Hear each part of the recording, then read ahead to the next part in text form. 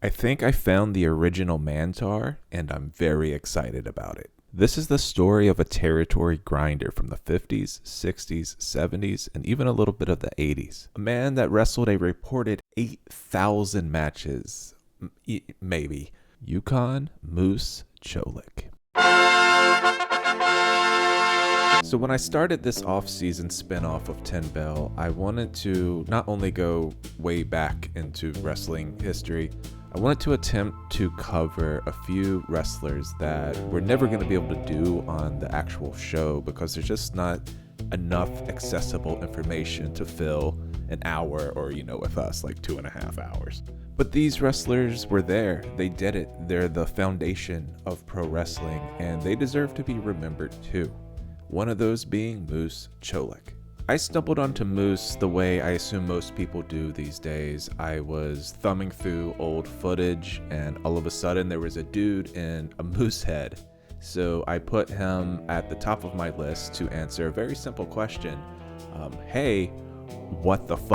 But when you start digging into Moose's story, you find something way deeper than just a prop or a gimmick. And I think this will be a good lesson for all territory workers, for enhancement talent, for lower card wrestlers, mid-carders from any era, today, then, that if you dig around just a little bit, there's a lot of depth to be found. Wrestling has always needed superstars, of course. You need names to draw in fans, to make the money, to make the world go round. But what people often gloss over until they stop to consciously consider it is the wrestlers who made those stars stars. The building blocks of the Hogans, the Flairs, the Austins. Because to put it bluntly, these aren't real fights. So if you want a certain person to be a megastar, you have to create a story that allows it. And just like any other narrative-driven art form, within it needs to be interesting and a credible cast of characters that makes that hero possible. Or else, at least in wrestling, it's just a bunch of people standing around in their underwear. And Moose was caught in that middle ground of trusted roster anchor, loved or hated when he was a heel, a regional star. Edward Cholak was born March 17, 1930, with his roots firmly planted in the southeast side of Chicago. And that Chicago location is important. From the birth of our version of pro wrestling, even a little before, Chicago has always been a hotbed for the sport. From CM Punk and the Second City Saints to Hackenschmidt and Gotch pulling 30,000 people in 1911 in Comiskey Park, Chicago has always been a pro wrestling city. And that's the environment Moose would be part of, honestly helping grow the entire Midwest wrestling scene.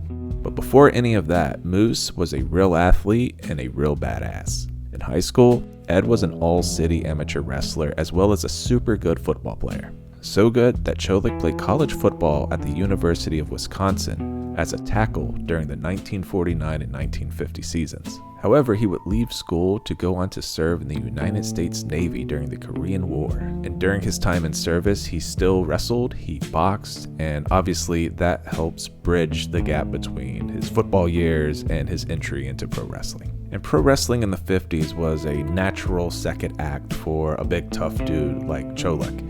He was huge, he was imposing, he was athletic, he could legitimately wrestle, shockingly agile when he was younger at least, and willing to live on the road. It's commonly mentioned that Ed was brought into the business by Chief Don Eagle and trained under Al Half's supervision. Al was an old school wrestler turned promoter, who was actually one of the early members of the NWA as it was founded in 1948, with other legendary promoters such as Sam Munchnick, Pinky George, and Easy E. Get it because the rap group and the wrestling group, they have the same initials, and I am purposefully mixing them up. Comedy. By 1953, Moose was in the industry having his first few matches, and let's kind of talk about 1950s wrestling for a second to kind of set the stage for what Moose was getting himself into. By now, we're well out of the carnival days. Gorgeous George had become a massive celebrity who had familiarized millions of the general public with the sport in the 40s and 50s, getting a little help from pro wrestling being plopped onto black and white TV because it was incredibly inexpensive to make. And in most cases, it was the Dumont network blasting wrestling as much as possible. Set up a hard cam, give them a old-timey announcer, maybe pair him up with an old wrestling vet to drive home the kayfabe and the technical aspects, and ta-da, television. And as stated, the NWA has already popped up, so we do have some form of organization, a circuit within a larger circuit, and some sort of like universal rules. Each territory was its own little kingdom. They had a promoter, their champ, their kind of baseline roster, and then the overall NWA champ toured and defended the title all over. At the time, it was Lou Thesz. Of course, undercard and mid-card wrestlers ping-ponged across the territory system as well. They go do their shtick, have their feud, and then on to the next territory. And the style at the time was very slow. Mat wrestling and chain wrestling, making an earnest attempt to still make this look very real. You still had your brawlers, you had your unhinged spot monkeys exposing the business with their wild drop kicks and suplexes. But if you want Ospreay versus Styles versus Omega, this is probably not the era for you. Moose worked at his own pace, which was a dominating, grinding, power and size forward routine. Usually capped off with a big splash finisher, which he called El Squasho. And the territory system would become his life. Wrestle, next town, wrestle, next town. So while Ed was built for that world, this sort of standard run-of-the-mill wrestler would soon become part of the revolution of pure spectacle and theater we know it as today. So as Cholak was learning the ropes, these big, robust gimmicks were becoming all the rage in pro wrestling, getting started in the 40s and 50s, again with old Double G leading the way. And basically, they're just part of the show by Ed's era. So we needed something to help him stand out, and he went with Moose. And as a Charlotte Hornets fan, no notes. Billed from Moosehead, Maine, Ed strolled down to the ring screaming out a moose call, even wearing an enormous moose head. He didn't always use it. I'm sure that thing was a bitch to travel with, but he wore it enough to be associated with it. And while this moose stuff sounds a little absurd, it was exactly what was needed in the ecosystem of this era of pro wrestling. It needed something the viewer could understand within 5 seconds on a flickering television or from the back of an arena. And as you can imagine, the audience was interested, captivated, maybe a little confused at a dude walking down to the ring in full-blown moose cosplay. And I'll bring up Gorgeous George one more time. He got over so fast, so thoroughly in person, but especially on TV, because he was coming out of an era that was very much Black Trunks guy number 1 versus Black Trunks guy number 2. His golden curls and his glittering robes popped off the screen even in black and white. He looked different because he was different. And a dude strutting around in a moose head like Luke Skywalker Airbnb-ing in a tauntaun was at the very least different. It also helped that Ed could move, he could wrestle, and he was kind of the size of a moose. He was built at 6'4" and floated between 320 and 400 pounds, give or take the standard pro wrestling inflation.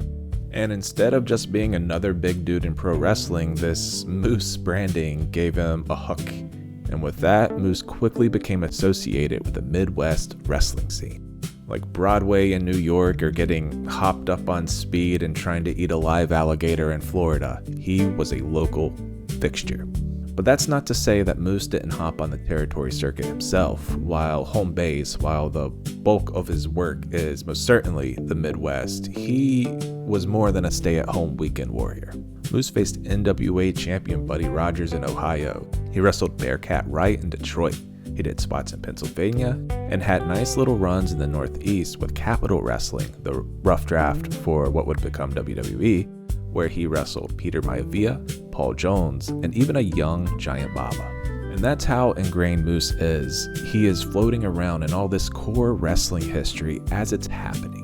And if you look at his cage match, which again, very valuable tool, should never be fully trusted, you see that he's getting steady work, often with high-profile wrestlers, eventually getting snatched up by AWA, which started in the 1960s. He's working World Wrestling Association out of Indiana, and a lot of his early work is with IWA Chicago, which we'll circle back to in just a second. And to fully understand Moose's importance, you have to understand what it meant to be kind of a top-level territory wrestler without being truly the top star. Territory wrestling was very dependent on having layers as a pro wrestler. Promoters needed workers who could sell tickets because they were physically credible and flexible enough to work in multiple settings. They needed wrestlers who could lose without becoming useless, win without burying opponents, support the headliner when required, be the headliner if needed, and move between feuds, attraction matches, and tag programs seamlessly. Moose Cholak lived in that sweet spot. You know, the internet has wrongly turned the word jobber or like mid-carder into a 4-letter word, but the truth is, without these types of utility players, pro wrestling dies immediately. And while Moose wasn't the person to get a Hogan-like media blitz, he was the wrestler who was the cornerstone of your promotion. And now, a little bit of drama. Moose had long since worked with IWA Chicago promoter Fred Kohler. However, Fred was a character. He was part of that original crew of territories in '48, but he didn't like it. He actually wanted to dissolve the NWA entirely. He had watched the Dumont deal end in '55, WGN canceled wrestling in '57, and he just straight up did not like NWA president Sam Munchnick, which was weird. Most people did. He was a bit of a rebel, a loner who didn't want to be part of a system. Today, he'd be on Facebook posting memes of the Grim Reaper on a Harley Davidson. You don't want to wake up the lone wolf. So when Fred broke away from the National Wrestling Alliance and began promoting under the banner of International Wrestling Alliance, he brought Moose with him, or at least booked him there. This wasn't like an All Japan Exodus situation. Cholak was positioned as the Golden Moose and presented as the reigning IWA World Champion before losing the title to Johnny Valentine July 12th, '63. But this sort of tells you what people thought of Moose. He wasn't just hovering around in the background. He was someone quality enough and trustworthy enough to put your belt on, even in the midst of an extreme gamble like breaking away from the NWA. And if you want to sum up wrestling belts as props for the story, sure. But what they are within the industry are political instruments. It not only tells the audience who matters, but it also tells the industry who promoters are behind, what wrestlers are making you money, or simply what wrestlers you can rely on. When Kohler moved outside of the NWA orbit, he needed legitimacy, and a giant attraction like Moose, already identified with Chicago, was that legitimacy. Now, Ed, absolutely worthy of a title run. Agreed. But here's a part of Ed's story that I think people get wrong. It's often mentioned that Cholak won a championship in Japan in 1963 by defeating Ricky Dozen. There is no credible historical record that this match happened. And if it were true, beating Ricky Dozen for the belt would have been a massive event, a defining match in early Japanese wrestling history. Not something that would slip through the cracks to the point where you can't even find a match listing. There are no Japanese papers who talk about this match, and I legitimately tried to find it. I had to translate so much Japanese to English. I mean, the computers translated it. I just kind of copy and pasted, but you know, I did it. What makes it worse is people often cite IWA Japan, possibly confusing it with the just mentioned Chicago IWA or one of the several other versions of IWA across history, none of which should be confused with IWA Japan, where they did all the crazy deathmatch stuff in the 90s. And assuming that Ricky Dozen lost to him in IWA Chicago is also wrong, because nothing puts him in Chicago in Fred's Outlaw promotion in 1963. In '63, Ricky Dozen was back in Japan having a very famous feud with the Destroyer, and then also like getting murdered by the Yakuza. Meanwhile, Moose is tangled up in this big Chicago drama as their guy, and I don't know if he's jetting off to Japan in the middle of a coup. There is simply nothing tangible to back this up. Maybe it's a little credibility kayfabe, a little promotional hype taken literally. It could also be a little historical confusion. It happens. A usually detailed podcast or blog or Facebook group slips up just once, and all of a sudden we have a fact about a pro wrestler that's simply not true. Now, there are titles that he for sure won, like the World Wrestling Association tag team titles, grabbing them 4 times between 1965 and 1977. 3 of those reigns coming alongside Wilbur Snyder, and later a reign with Paul Christie. He was also one half of the NWA Tag Team Champions in the Buffalo Athletic Club version of the title with Johnny Powers in early 1969. While it may not be as glamorous as beating a early Japanese wrestling god, this is exactly the kind of history that can get overlooked by fans who only care about the bigger belts. There was also an impressive truth hiding in those title dates. His first documented WWA tag title reign begins December 25th, 1965. His last clearly dated WWA title reign runs into June 1977. Think about that staying power, not just from 65 to 77, but when he started in 53 to 77. Now, as he was winding down in the 70s and 80s and was completely retired by the 90s, he's still wrestling, but he was also working as an engineer for the city of Chicago. I believe that's what he learned in the military engineering stuff, which obviously I know nothing about because I call it engineering stuff. Moose also helped run his family's bar, Cholak Beach Club, which also could have been named or called at times the Calumet Beach Inn. And I think juggling 3 jobs technically makes him a millennial. But while he was slowing down by the late 70s, Moose is not quite done. He was still appearing on major Chicago cards as late as March 10th, 1979, when he wrestled the Iron Sheik at the International Amphitheater for an AWA show. And that is how he would spend the late 70s and early 80s, mixing it up with what was then this new generation of rising stars, wrestlers like King Kong Bundy, sharing battle royals with the likes of Jesse Ventura, Dino Bravo, Sergeant Slaughter, and Nick Bockwinkel, all of that sourced from Cage Match, so, And the last documented match I could find was August 8th, 1987, where Moose teamed with Farmer Luke to beat Shotgun Willie and the Strangler. Following his wrestling career, Moose became even more glued to the Chicago community. He was always in the neighborhood, he had the bar, and he was also involved in VFW things, which I also don't know about because I call them VFW things. He also parlayed that regionally recognized name value into some commercials. You can find them on YouTube. They're all pretty fun. Basically, he stayed active in his community, he worked his shoot job, and just kind of lived his life. And for a guy who was born in the 30s, lived through pro wrestling, survived the height of DuPont poisoning the world with lead, he had a pretty decent run of it, getting in 72 years, before Edward Moose Cholak sadly passed away on October 31st, 2002, as a result of a stroke due to pneumonia.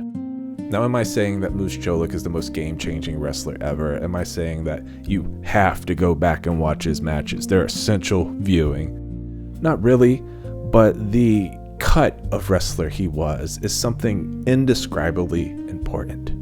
Moose's legacy is not the immortality of a mainstream crossover celebrity. It is something a little more textured and a little more human. Right? You're not going to find a big corporate documentary about him. He'll likely never go into the WWE Hall of Fame. He's not on your collector cups. He's not on some crappy show on the USA Network, but the fact of the matter is that he should be. Moose matters because he is a part of wrestling history that is easy to forget about, but impossible to replace. Moose wrestled in meaningful places for meaningful promotions, with important opponents made by wrestlers like Moose Cholak. And the temptation with remembering wrestlers like Moose is that you either undersell them because he's not a national icon that everybody can name, or you oversell them by padding their career with every rumor and inflated claim floating around the wrestling internet. But the truth about Moose is something way more subtle and compelling. He's just one of us, a worker. His job just happened to be pro wrestling and engineering stuff. Moose Cholak is exactly the type of wrestler the business needs, yet paradoxically, gets the least amount of credit. Yet, he found a way to carve out a spot for 3 decades. That, in its own right, is true greatness.